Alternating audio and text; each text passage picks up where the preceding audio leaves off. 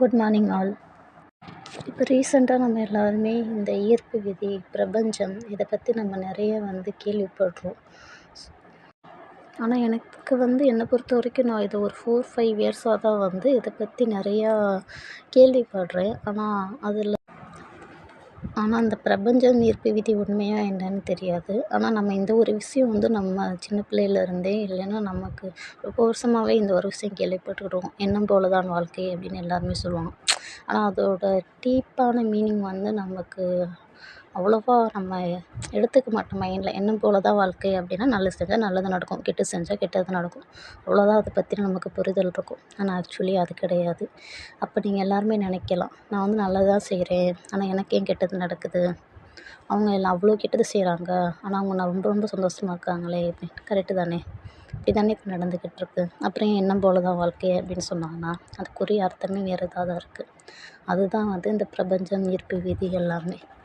நான் இப்போ ரீசெண்டாக இதை பற்றி நிறையா கேள்விப்பட்டேன். அதோட எக்ஸ்பீரியன்ஸ் தான் உங்கள்கிட்ட ஷேர் பண்ணிக்க போகிறேன்.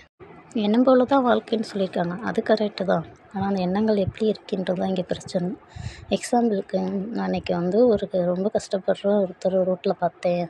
அவருக்கு ஒரு 10 ரூபா காசு கொடுத்தேன், எனக்கு ரொம்ப சந்தோஷமாக இருந்துச்சு அப்படின்றது ஓகே.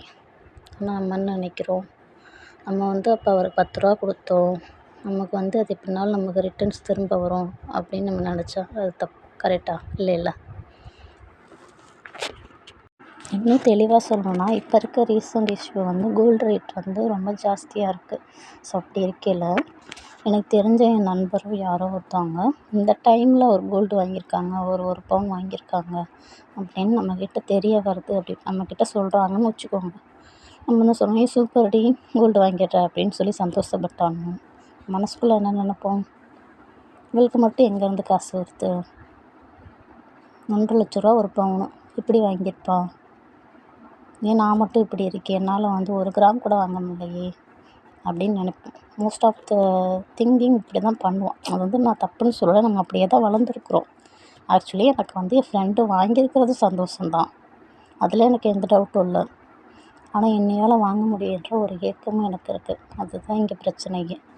இப்போ நம்ம மைண்ட் என்ன பண்ணோம்னா, அப்போ இந்த நகை அவங்க ஃப்ரெண்டு வாங்கியிருக்கிறது இவங்களுக்கு ஹாப்பியாக கொடுக்கல.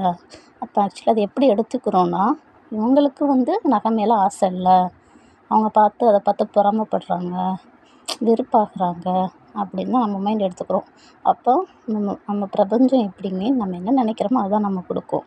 அப்போ அதை எப்படி எடுத்துக்கிறோன்னா, இவங்களுக்கு நகைனா வெறுப்பு போல், நகைனா பிடிக்காது போல், இன்கேஸ் இவங்களுக்கு நம்ம நகை கொடுத்தோம்னா கூட இப்படி தான் அப்செட் ஆவாங்க போல், அப்படி தான் அதை எடுத்துக்கிறோம். இப்போ புரியுதா? எண்ணம் போல் வாழ்க்கை தான், அது எல்லா விஷயத்துலையுமே இருக்கணும். எண்ணம் போல தான் அப்படின்றப்ப அந்த எண்ணம் மற்றவங்க மேலேயும் நல்ல விதமாக இருக்கணும், நம்ம மேலேயும் நல்ல விதமாக இருக்கணும். அப்போ தான் அந்த பிரபஞ்ச விதி, ஈர்ப்பு விதி எல்லாமே ஒர்க் அவுட் ஆகும்.